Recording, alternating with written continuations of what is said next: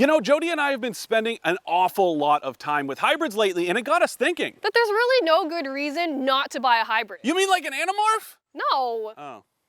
Anyway, here are 5 reasons why your next car should be a hybrid. There's no bigger reason in my books to buy a hybrid these days than the fact that they're so cheap. Look at the Highlander hybrid I drove a few weeks ago. Adding all the electric stuff to it is only a $2,000 upgrade. Now just think about how quickly you'll make that money back. Natural Resources Canada says the annual fuel cost is almost $1,000 less than the V6 version. That is wild. That means you'll be back in the black after 2 years of owning it, and you can spend the rest of the time counting all the money you've saved. The good news is that you don't have to treat a modern hybrid any different than a gas-powered car. Sure, there's a bit of an adjustment period getting used to a car that can operate in complete silence, but it's not affected by how you drive, and most of the time you don't even know a bunch of electrons are along for the ride. There's no range anxiety, no need to plug it in overnight, and no searching for a charging station.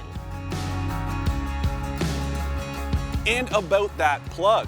Yeah, you can drive a plug-in hybrid without actually plugging it in first. And you can eat cold pizza, but it doesn't mean it's going to be as good as the hot stuff.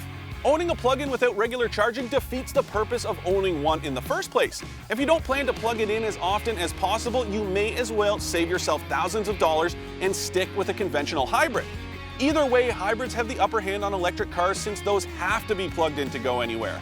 The reality is range anxiety is an overblown and slightly irrational fear for most Canadians, but if you just can't see yourself plugging in every day, then a conventional hybrid makes a lot of sense.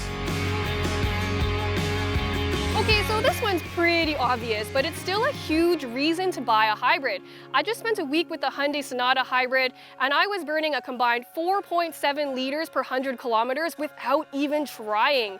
Even that huge Highlander hybrid that Dan drove a while back is rated at 6.7 liters per 100 kilometers, which is better than the gas-powered Corolla. And he did even better than that and had it down to 6.4 liters per 100 kilometers.